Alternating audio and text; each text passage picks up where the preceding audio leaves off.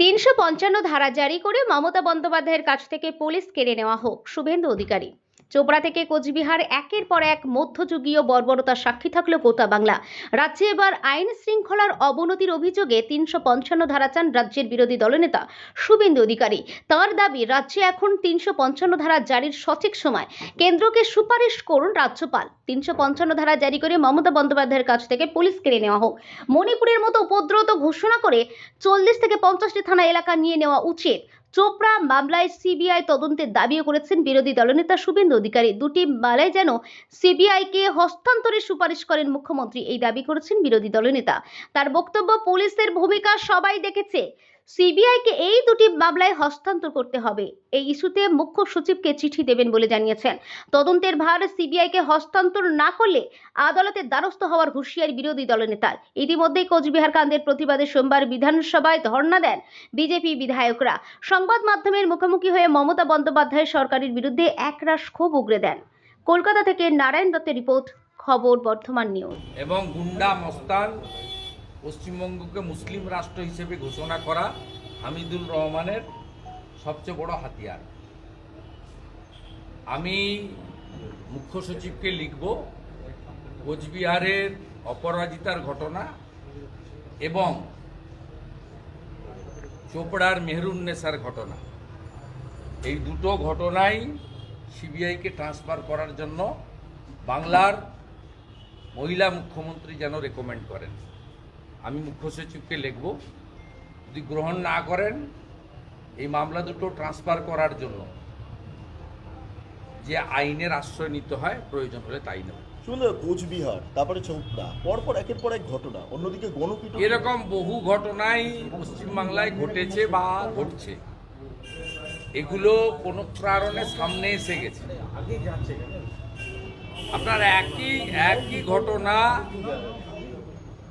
আপনার কলকাতার খুব কাছেই ক্যানিং থেকে শুরু করে ভাঙড় থেকে শুরু করে অনেক এলাকাতেই ঘটছে এবং তৃণমূল থাকলে ভবিষ্যতেও ঘটবে।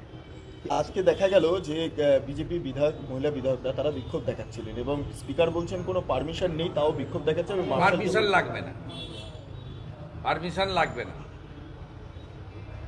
স্পিকার মহোদয়ের উল্টো দিকে দুজন রাজ্যপালের বিরুদ্ধে ধর্ণা অ্যালাউ করতে পারেন। বিধানসভাটা কি রাজভবন নেই? যদি তৃণমূলের ওই দুই বিধায়কের দম থাকে, রাজভবনের গেটে গিয়ে ধর্ণা দিচ্ছেন না কেন? বিক্ষোভটা তো রাজ্যপালের বিরুদ্ধে, তাহলে বিধানসভায় কি? আর বিধানসভাটা কি তৃণমূল কংগ্রেসের অফিস, না মাননীয় অধ্যক্ষের ওটা পার্সোনাল প্রপার্টি?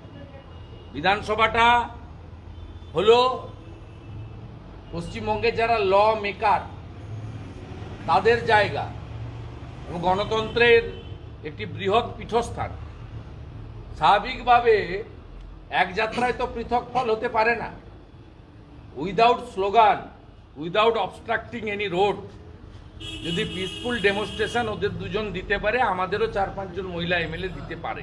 এটা কি চলবে? এটা কি অব্যাহত থাকবে? আমরা একটু পরে সিদ্ধান্ত নেব। কন্টিনিউ করার ইচ্ছা আছে এবং পশ্চিমবঙ্গ মহিলা কমিশন যারা ঘুমাচ্ছেন তাদের কাছেও দরবার করার প্ল্যানিং হচ্ছে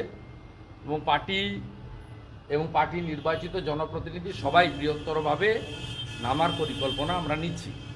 এর বাইরেও আমি মুখ্য সচিবকে লিখব, দুটো মামলা সিবিআইকে হ্যান্ডওভার করে দিতে। কারণ পুলিশের এখানে কি রোল সবাই জানে। তাই তার পরবর্তী ধাপে এই তাজামুলের মতো মানে বর্বর চিহ্নিত গুন্ডা হামিদুর রহমানের মানে সেকেন্ড হ্যান্ড যাকে বলা যেতে পারে,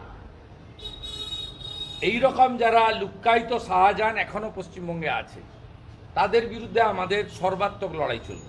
সাংবিধানিক বডি হোল্ড করছেন কাস্টোডিয়ান।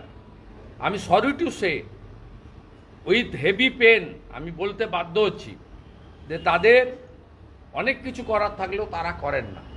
আমি মাননীয় গভর্নরকে বলবো, কালকে ফিরে এসে তিনি সরাসরি যেন সেন্ট্রাল গভর্নমেন্টকে লেখেন যে পশ্চিমবঙ্গে 355 করে মমতা ব্যানার্জি ভোটে জিতেছেন 21 সালে, তার নির্বাচন 26-এ আছে, তাকে 26 অবধি মুখ্যমন্ত্রী থাকতে দেওয়া হোক।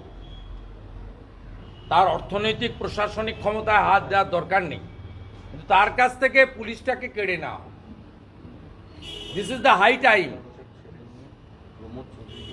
355 রেকমেন্ড করে উপদ্রুত ঘোষণা করে মণিপুরের মতো সমস্ত থানাগুলোকে নিয়ে নেওয়া উচিত এবং এখানে পশ্চিমবঙ্গে ল অ্যান্ড অর্ডারের অ্যাডভাইসার নিয়োগ করে দেওয়া উচিত। যেমন মণিপুরে ex DG CRPF Kuldeep Singh আছেন, এখানেও কোনো কম্পিটেন্ট অফিসার যারা কাশ্মীর থেকে শুরু করে অনেকগুলো অপারেশনে সাকসেস হয়েছেন, তাদের মতো কাউকে এখানে ল অ্যান্ড অর্ডারের অ্যাডভাইসার করে, পার্টিকুলারলি আমাকে নাম চাইলে আমি দিয়ে দেবো, 40 থেকে 50টা পুলিশ স্টেশন এরিয়া এখানে ল অ্যান্ড অর্ডারকে পুরো সিজ করে নেওয়া উচিত।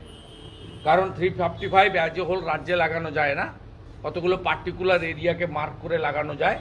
সে মার্ক করে লাগানোর মতো ফিট কেস পশ্চিমবঙ্গে তৈরি হয়ে গেছে।